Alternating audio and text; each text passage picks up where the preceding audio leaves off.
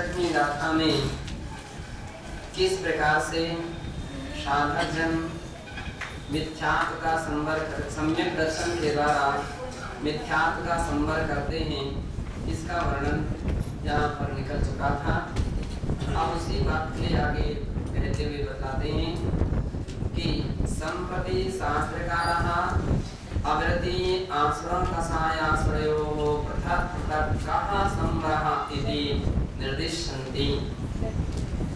संप्रति यानी अब यहाँ पर शास्त्रकार आचार्य कुंद कुंददेव अविरति के द्वारा होने वाला आश्रव और कषाय के द्वारा होने वाले आश्रव को पृथक पृथक रूप से इसका संवर किसके द्वारा होता है या क्या है, उसके विषय में यहाँ निर्देश देते हैं।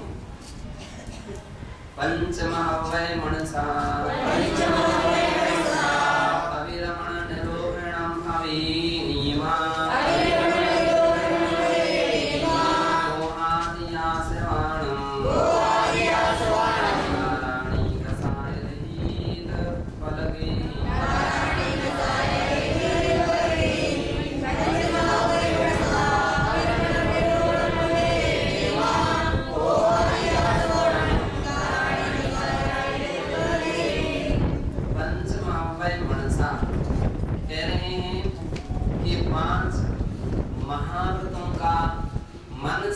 मन के द्वारा पालन करने वाले जो योगी होते हैं, साधक होते हैं, वे अविरमणम निरोहणम हविनीमा उससे नियम से अविरतों का निरोध होता है। 5 महाव्रत रूप मन से 5 महाव्रतों का पालन करने वाले जो मन है, इसका अर्थ क्या है कि मन से 5 महाव्रतों का पालन किया जा रहा है, तो तन से और वचन से केवल पालन किया जा रहा है और मन से नहीं किया जा रहा है तो नहीं हो सकता है। मन से जो 5 महाव्रतों का पालन किया जाता है उसके द्वारा अविरति जो 5 प्रकार की है उसका नियम से निरोहणम हवे निरोध होता है। और कोहादि कषायाणं दाराणि कषाय रहित पलगेहिं कोहादि कषायाणं दाराणि क्रोधादि जो कषाय हैं, क्रोध मान माया लोभ, इन कषाय द्वारों का कषाय रहित पलगेहिं अर्थात अकषाय रूपी फलक फलक फलक बोलते हैं द्वार को, हाँ उसके जो कपाट रहते हैं उसके लिए फलक बोलते हैं। तो अकषाय भावों के द्वारा उस फलक को बंद करके कषायों को रोका जा सकता है। ये दोनों प्रकार से नहीं, अविरत से होने वाले कषाय आश्रव को और कषायों से होने वाले आश्रमों को रोकने का तरीका आचार्य महाराज ने क्रमशः महाव्रत और अकषाय भाव कहे हैं। सर्वोदया टीका मिथ्यात् आश्रव द्वार निरोधा सम्यक्तेन भवति इति पूर्वगाथायां प्रत्यपादि। मिथ्यात् आश्रव द्वार का निरोध सम्यक से होता है ऐसा पूर्व गाथा में प्रतिपादन किया गया है। इदानीं किम प्राप्त इदानीं क्रम प्राप्तयोः अविरति कषाय आश्रवयोः तन्निरोधक समरस्य निर्देशो विधीयते। अब यहाँ क्रम प्राप्त अविरत और कषाय हैं, उनके द्वारा होने वाले आश्रमों का निरोध रूप जो संवर है उसका निर्देश यहाँ पर विधीयते कहते हैं। पंच महाव्रय मनसा पंच यानी महाव्रतानी 5 प्रकार के महाव्रत होते हैं जी। श्री माता जी कौन कौन से हैं?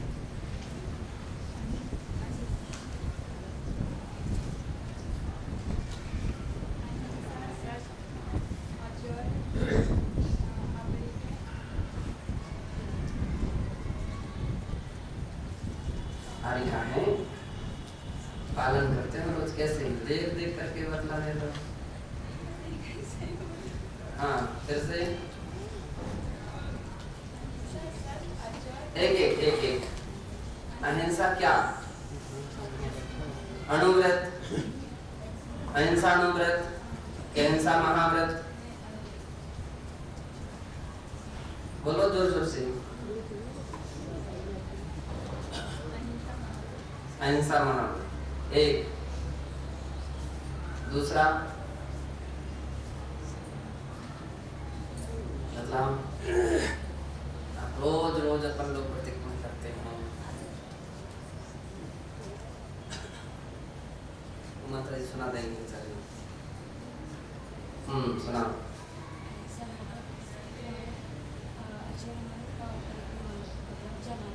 हाँ, ये 5 महाव्रत, छोटे छोटे किसी से भी पूछ लो, हर व्यक्ति 5 महाव्रतों को गिना सकता है। 5 महाव्रत होते हैं, 5 महाव्रत होते हैं। छोटी से छोटी माता जी चुल्ली का बतला देंगे। हाँ मतलब हाँ। नहीं, अहिंसा महाव्रत आचार्य हमने आचार्य महाव्रत,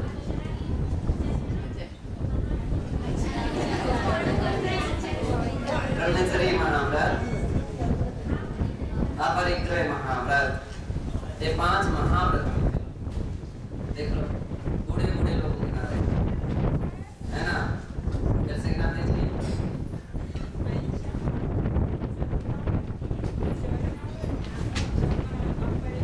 चौथा कौन सा है?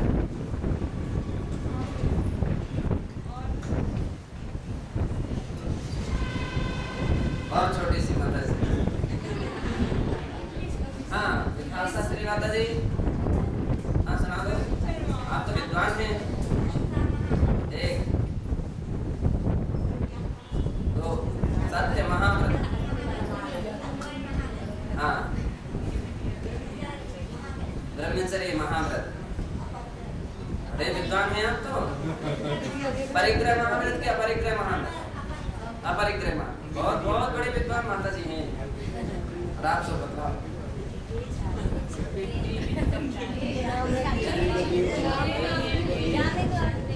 नाम से तो गे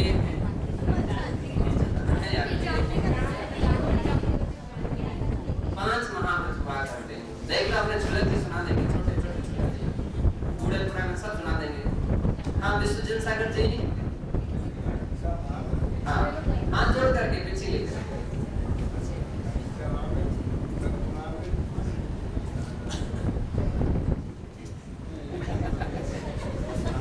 अच्छा हो रही है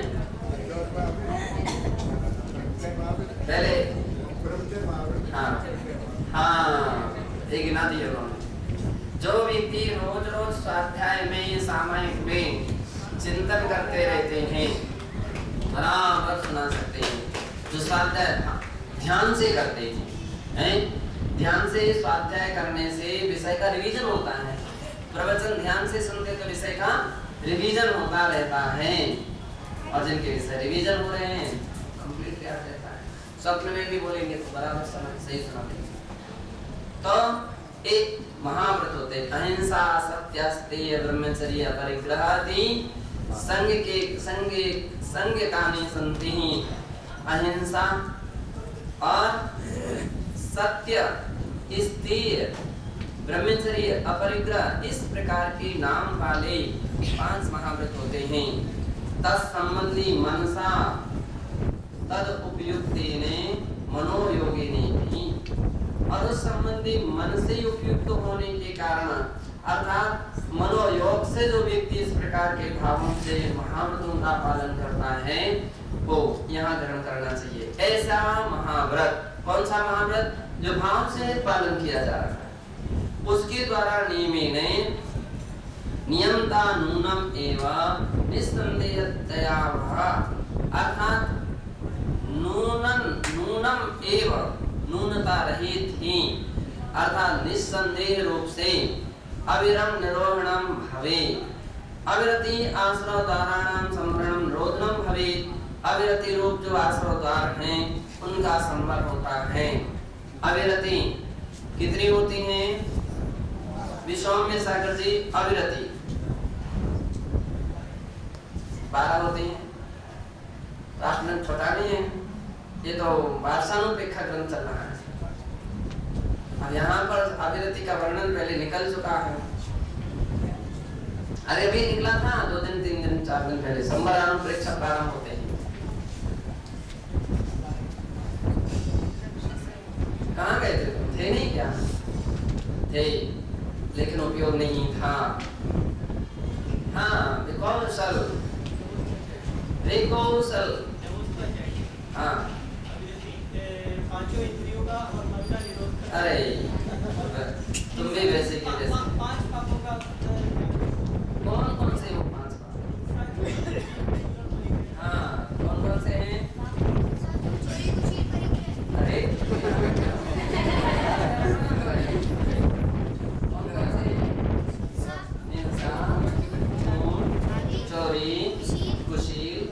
परिग्रह, ये 5 क्या हैं? पाप हैं, और इनको ही यहाँ पर अविरति कहा। इनको ही छोटे बच्चे ने ये 5 प्रकार के पापों का त्याग ही 5 प्रकार की व्रत है। और 5 प्रकार के पाप क्या है? अविरत है। तो अविरत का भाव यानी व्रत, व्रत का भाव यानी अविरत, ऐसा। तो यहाँ कह रहे हैं कि हिंसा, असत्य, चौर्य, अब्रह्मचर्य, परिग्रहेति पंच पापेभ्यः स्थूल सूक्ष्मादि विविध रूपेभ्यः सर्वदा सर्वथा कृतकारक अनुमोदना प्रकारैः यद विरमणं तस्य निरोधो जायते। इन 5 पापों का त्याग कैसे त्याग होना चाहिए तब महाव्रत होगा? रत्नकंदर श्रावकाचार्य की गाथा सुनाइए, विशौर्य संग। पंचानां पापानां कर्ताणं मनोचो काये। पंचानां पापानां हिंसायां महा पंचानां पापानां हिंसायां मनोचो काये कर्ताणं हो गए। पंचानां पापानां पंचादीनां मनोचो काये कर्ताणं देशास्तु महाव्रतं। अब रिवीजन अपन करते हैं, बातें याद रहती हैं। तो 5 पापों का मन वचन काय से कृत कार्य अनुमोदना से जो त्याग करना है उसका नाम क्या है? महाव्रत। उसको महाव्रत कहते हैं। तो कह रहे हैं चाहे वो स्थूल हो चाहे सूक्ष्म है, उनको विविध रूप से सर्वदा और सर्वथा, सर्वदा यानी हमेशा, और सर्वदा और सर्वथा पूर्ण रूपेणे कृत कारक अनुमोदना आदि प्रकार ही यद विरमणम इत्यादि प्रकार से जो व्रत हो जाना है तस्त निरोध हो जाए इत्यर्थ।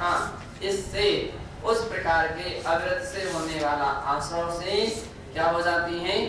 संवर हो जाता, निरोध हो जाता उस आश्रव का। व्रत किसे कहते हैं? व्रत का लक्षण तथा सूत्र का सूत्र, हाँ, विजेता श्री माता व्रत।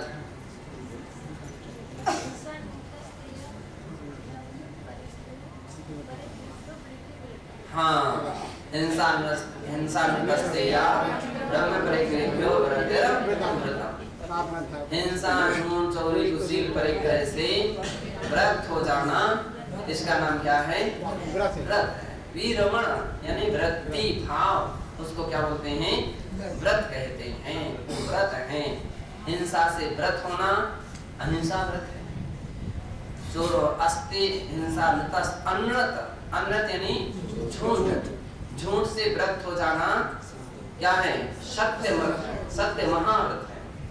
चोरी से व्रत हो जाना, इसके यानी चोरी, चोरी से व्रत हो जाना अचौरी महाव्रत है। अब ब्रह्म कहो या कुशील कहो, एक अब ब्रह्म से व्रत हो जाना, परिग्रह से व्रत हो जाना अपरिग्रह महाव्रत है, ऐसा जानना चाहिए। अत्र इदम अवधेयम, यहाँ ये बात जानना चाहिए, नियमा नियमेन तथा मनसा मनसा इति पदद्वयम् गाथायाम् अस्याम् प्रयुक्तम्। इस प्रकार के 2 पद इस गाथा में प्रयुक्त किए गए हैं। कौन कौन से? नियम और मन। नियम से और मन से। तत्र शास्त्रकाराणाम अभिप्राय विशेषा समुल्लसति। इससे शास्त्रकार आचार्य कुंद देव जो हैं उनके अभिप्राय का विशेष रूप से अभिप्राय प्रकट होता है। इदम निरूपणम प्रमत्त संयत गुण स्थान वर्तीनाम ना तो अविरता देश व्रतादीनाम वर्तते। यह निरूपण प्रमत्त संयत गुण स्थान वर्ती, प्रमत्त संयत गुण स्थान जो है और प्रमत्त संयत गुण स्थान कौन से नंबर का है विलक्षण श्रीमंत जी? प्रमत्त संयत छठ में कि सातवां? अच्छा, छठवें गुण स्थान यानी प्रमत्त संयत है। तो ऐसे छठवें गुण स्थान वर्ती मुनिराजों के लिए ही संभव है। ना तो अविरत देश व्रत आदि नाम, अविरति अथवा देश व्रत गुण स्थानों में इस प्रकार का संभव विशेषण संभव नहीं हो सकती। तो व्रत संज्ञा कहाँ से आती है? महाव्रत संज्ञा छठे गुण स्थान से ही संभव है। देश व्रते अविरण से स्थूलतयैव निरोधो भवति। देश व्रत नाम के गुण स्थान में है ना अविरमणस्य अविरतों का स्थूलतयैव निरोधो भवति, स्थूल रूप से निरोध होता है। नाचे सूक्ष्मस्य, सूक्ष्म रूप से निरोध नहीं हो सकता है। क्यों? गृहस्थिक अवस्था में है, वो विभिन्न प्रकार की अपरिहार्य परिस्थितियां उसकी बहुत कुछ ऐसी होती हैं कि जिसके को त्याग कर सकता नहीं है। देशव्रती महाव्रती तो है नहीं, तो देशव्रती है। देशव्रती अपने लिए भोजन बना सकता है, कोई आवश्यकता नहीं कि कोई तुम्हारे लिए आमंत्रण ही दे, चौका लगाए, ऐसा कोई संभव नहीं। तो आप आहार बना सकते हैं, है ना। और कितना सारा वस्त्र आदि का धोना, बर्तन का साफ करना, पानी को लाना, अग्नि को जलाना इत्यादि प्रकार की स्थितियां देश व्रत में यथा संभव बनी रहती हैं। इसलिए वो क्या है, सूक्ष्म रूपी ने इन आदि का त्याग कर सकता नहीं है। देश व्रते किंच महाव्रतानां पालनम यदि भावता एव क्रियते तदैव अविरति निरोधा अन्यथा। जो महाव्रतों का पालन यदि भाव सहित करता है, इसलिए ही वो तभी अविरति का निरोध होता है। भाव रहित कोई व्यक्ति महाव्रतों का पालन करता जाए केवल, तो उतने से संभव हो सकता नहीं। अतः मनसा प्रतिपादने पदेन भाव सहित ही पंचमहाव्रते एव अविरति निरोधो भवति इति प्रकटितम्। भाव सहित मन से यह जो वाक्य में या गाथा में पद दिया है, इससे भाव सहित 5 महाव्रत हैं, उनके द्वारा ही अविरति का निरोध होता है। इस बात के लिए यहाँ यह शब्द प्रकट इस अर्थ को प्रकट करता है कि केवल 5 महाव्रत धारण करने से नहीं काम चलेगा। 5 मिनट दीक्षा ले रही, पिछली ले रही, हो गया हमारा कल्याण, तो इतने से नहीं होगा। हम थोड़ी हिंसा करते हैं, हम थोड़ी कोई काम करते हैं, कुछ करते हो नहीं करते हो, लेकिन आपका भाव कैसा है। मोक्ष मार्ग में द्रव्य के साथ भाव को भी बहुत बड़ा स्थान दिया गया है कि आपका महाव्रत का पालन भाव से हो रहा है कि नहीं हो रहा है। ऐसा तो नहीं है बाहर में तो आप पालन कर रहे हो और भाव आपके पालन के नहीं है। कितने लोग ऐसे भी होते हैं कि भाव भी नहीं होते हैं और द्रव्य में भी मिस्टेक कर जाते हैं, द्रव्य में भी मिस्टेक कर जाते हैं। कहाँ महाव्रत है, झूठ भी बोल गए और भाव भी स्थिर नहीं रहे, तो वो महाव्रत संज्ञा को प्राप्त नहीं हो सकता है, वो संवर का हेतु नहीं बन सकता है। तो द्रव्य से भी पालन होना चाहिए और भाव से भी पालन होना चाहिए, तभी वह संवर का हेतु बन सकता है। तथैव देशव्रतानां तो अवृत्ति आश्रमाणां निरोधोपि आसंगतया भवति। उसी प्रकार से देशव्रत जो श्रावक हैं, है ना, उनके अवृत्ति रूप आश्रम का निरोध भी आसंगतया भवति, उसकी भी आशंकित रूप से होता है, आंशिक रूप से, आंशिकतया भवति। आंशिक रूप में, क्योंकि वहां पर भी एक देश को त्याग किए हुए हैं। आशंकितया नाचे भवती, बतला रहे हैं कि आंशिकतया और आंशिकतया ना भवती, आंशिक रूप से होता है, आंशिक रूप से नहीं होता है। इसका अर्थ क्या है? त्रस हिंसा का त्याग नियम से होता है, स्थावर का नहीं होता है। अथवा संकल्प रूप हिंसा आदि का त्याग होता है, लेकिन उस अवस्था में होने वाली स्थूल जो हिंसा है उनका त्याग नहीं हो पाता है। सर्ववीरता नाम स्थूल हिंसा का त्याग होता है, सूक्ष्म का नहीं हो पाता। सर्ववीरता नाम भाव सीता नाम तो निमेने, अर्थात तन निरोधो भवत्येवेति नियम पदम सार्थकताम वहति। और दूसरा शब्द नियम शब्द जोड़ा है, तो जो सर्वव्रत साधु हैं वो भाव से यदि उसका पालन करते हैं, किसका पालन करते हैं? महाव्रतों का पालन करते हैं, तो उनके लिए नियम से तन निरोधो भवति, अर्थात उस प्रकार के आश्रयों का निरोध हो जाता है। इसलिए नियम पदम सार्थकताम वहति, नियम पद जो है वो सार्थकता को धारण करता है, ऐसा जानना चाहिए। समर्थितम से परमात्म प्रकाश से ही, परमात्म प्रकाश के दूसरे अध्याय के 66वीं गाथा में इस बात का समर्थन किया गया है। बंदो निंदो पडिकमाओ, आओ अशुद्धो जासु, वरदसु संजमो अत्थिणवी, जम्मण शुद्धिनतासु,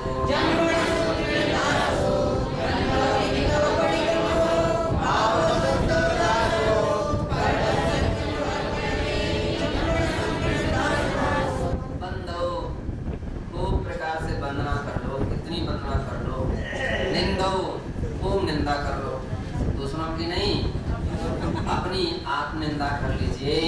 बड़े कमाओ प्रतिक्रमण कर लीजिए। भाव शुद्धो जासो, किंतु जिसके भाव अशुद्ध हैं, परत संजम अत्थिणवी जम्मण शुद्धिनतासु, कह रहे हैं तब तक नियम से संजम अत्थिणवी, उसके पास संयम अत्थि नहीं है। जिसके पास नहीं है, जिसके भाव शुद्ध नहीं है उसके पास संयम नहीं है। जम्मण शुद्धिनतासु, और भाव अच्छे नहीं है, मन शुद्धि नहीं है। मन जिसका निर्मल नहीं है, मन से जो अपने व्रत आदि का पालन नहीं कर रहा है, उसके बाहर की सारी क्रियाएं जो हैं वे सब मिलकर के भी संवर का कारण नहीं हो सकती हैं। भाव प्राप्ति जे समर्थितम एतत्, भाव प्राप्त की भी गाथा 99 और 100 में इस बात का समर्थन किया गया है। भाव सहितो यमुनिनो, भावी आराहणा चौकंच, भावरहितो यमुनिवर, चिरंजीय संसारी,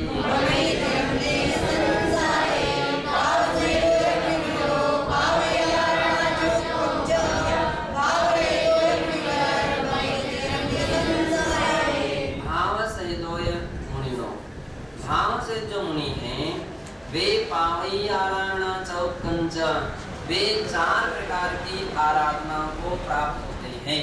कितनी प्रकार की आराधना को प्राप्त होते हैं? 4 प्रकार की आराधना को प्राप्त होते हैं। 4 प्रकार की आराधना कौन कौन सी हैं? योजना श्री माता जी।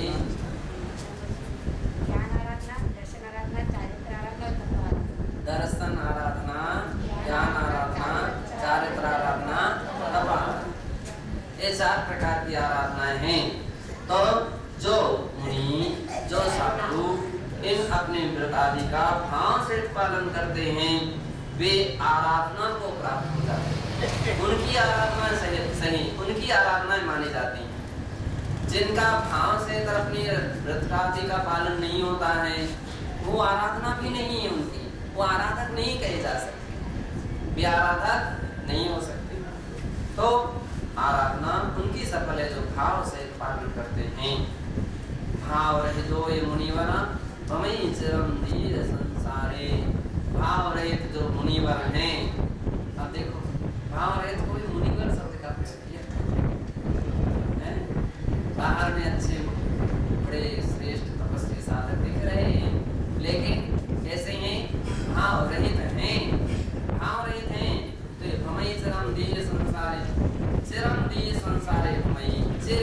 तक दीर्घ संसार में परिभ्रमण करते हैं। कौन करते हैं? भाव रहित जो हैं वो ऐसा करते हैं। पावन्ति भाव समणा कल्याण परंपरायं सोखायं दुखायं दव समणा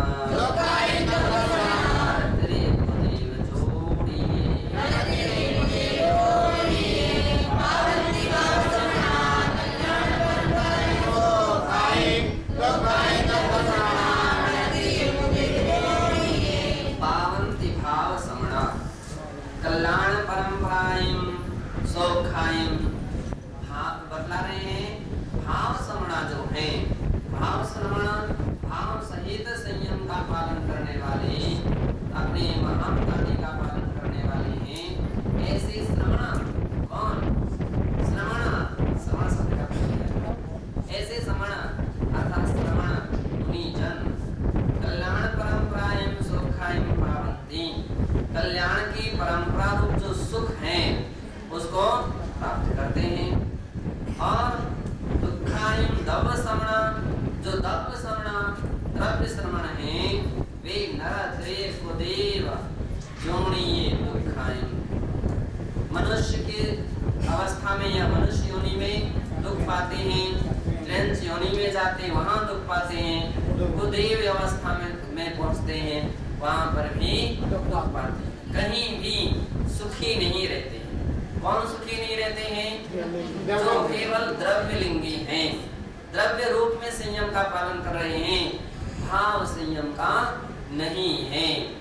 भैया पुराना पुण्यवाद चल रहा है, आज सब कुछ मिलता जा रहा है, लेकिन वर्तमान में तुम क्या कर रहे हो?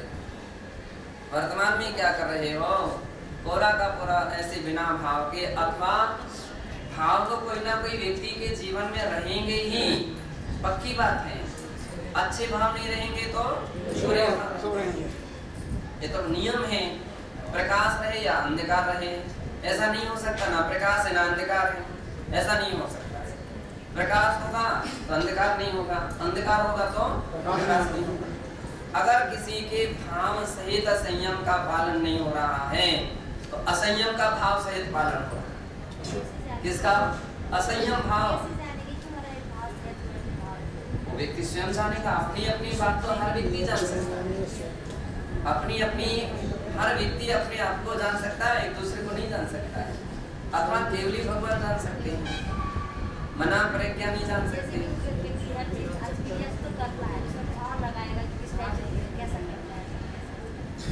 अभी तो वही समझे, वही जाने। अपन किसी के मन को तो नहीं देख सकते हैं, अपन किसी के भाव को तो पहचान नहीं सकते हैं। कितने सारे लोग ऐसे हो सकते हैं कि जिनकी क्रियाएं अपने लिए बहुत अच्छी दिखती हैं, लेकिन उसके अंदर के भाव उतने अच्छे नहीं रहते हैं। और कितने लोग ऐसे रहते हैं जिनकी क्रिया बिल्कुल अच्छी नहीं समझ में आती है, लेकिन भाव उनके अच्छे रहते हैं। तो एक परिवर्तन तो देखा जा सकता है। अब 100% किसके भाव कैसे हैं तो स्वयं समझे अथवा भगवान केवली जाने। हम तो केवल उसके भाव अच्छे हैं ऐसा समझ करके अपन लोग क्या करते? व्यवहारिक धर्म क्या है? व्यवहार धर्म केवल यही है कि अपन तो यही समझ रहे हैं, बहुत अच्छे भाव से पालन कर रहे हैं, इसलिए अपन नमोस्तु प्रतिनमोस्तु करते हैं या वंदना प्रतिवंदना करते हैं, यथाविधि आदर सम्मान देते हैं, सेवा भक्ति करते हैं। क्या समझ करके? भाव से पालन। अब अंदर की प्रकृति वो समझे, अंदर की परिणति वो समझे।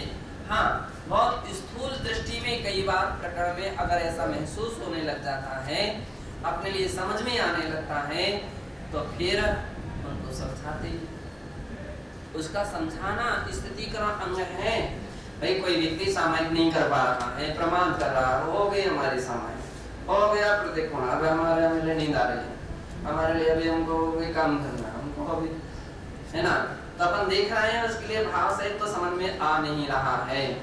अपन को लग रहा है कोई कैसे भाव बना रहे हैं, महाराज क्या करूं, पास तो कर लेते लेकिन हमको लग जाती है, हमको तो हिम्मत नहीं रहती है।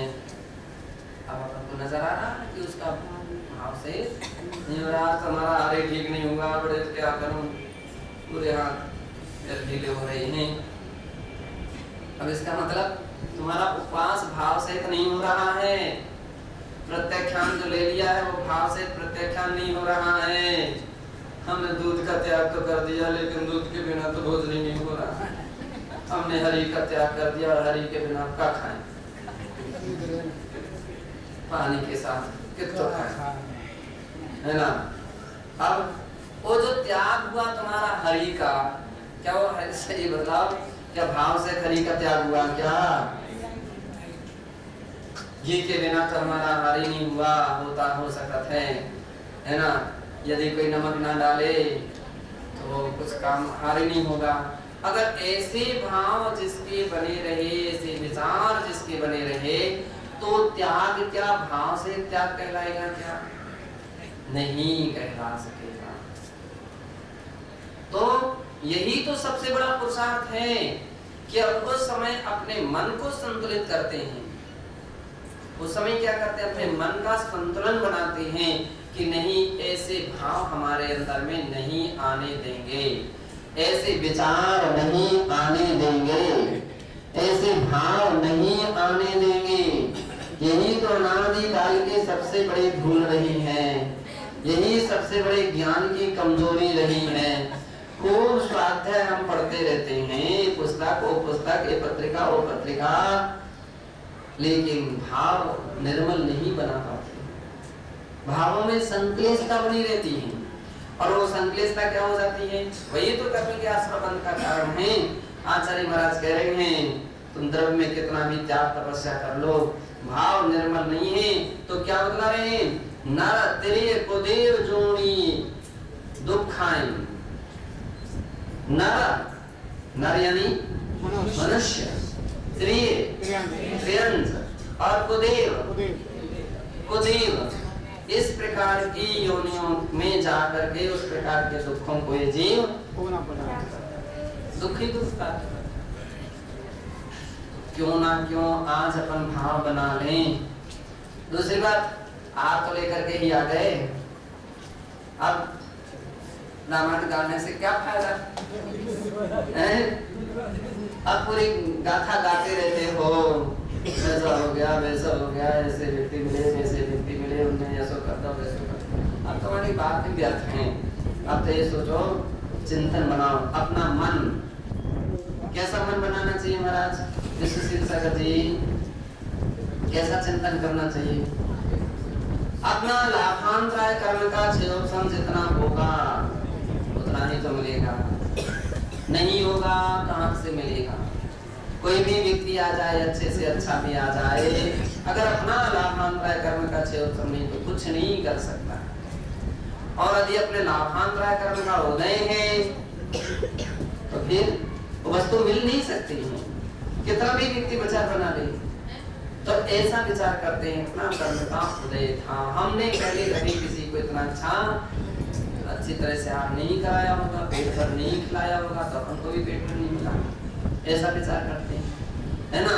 और उसमें संता रखते, अच्छा भला हुआ, क्या हुआ, नहीं आहार की अपेक्षा से जो कुछ किया उतना तो सही है, गाड़ी तो चलती रहेगी, पेट्रोल नहीं डाला, डीजल डाल दिया तो भी गाड़ी खिसकती रहती है, और डीजल के स्थान में लोग मिट्टी का तेल भर देते हैं, तो भी गाड़ी चल जाती है, चलती जाती है, ठीक है, उस गति से नहीं चलेगी, धीमी गति से चलेगी, लेकिन चलेगी गाड़ी। अब अपना तो रोज ऐसे ही हो रहा है, भीड़ भड़का में क्या किसने दिया, मतलब इतनी भीड़ रहती है, एक गिलास, अब तुम्हारा कौन सा गिलास चल रहा है? महाराज हमसे भी ले लीजिए, हमसे भी, अब दूध का गिलास लिया, एक गिलास दूध ही दूध पीते रहेंगे क्या? हमसे तो लिए नहीं, हमसे लिए नहीं, पानी लिया तो देने वाला तो एक गिलास लेकर के जा रहा, उसको क्या मानोगे कितना कौन सा मन चल रहा है? इसलिए उत्तम तरीका ये है कि पड़गाहन वाला जो व्यक्ति रहता है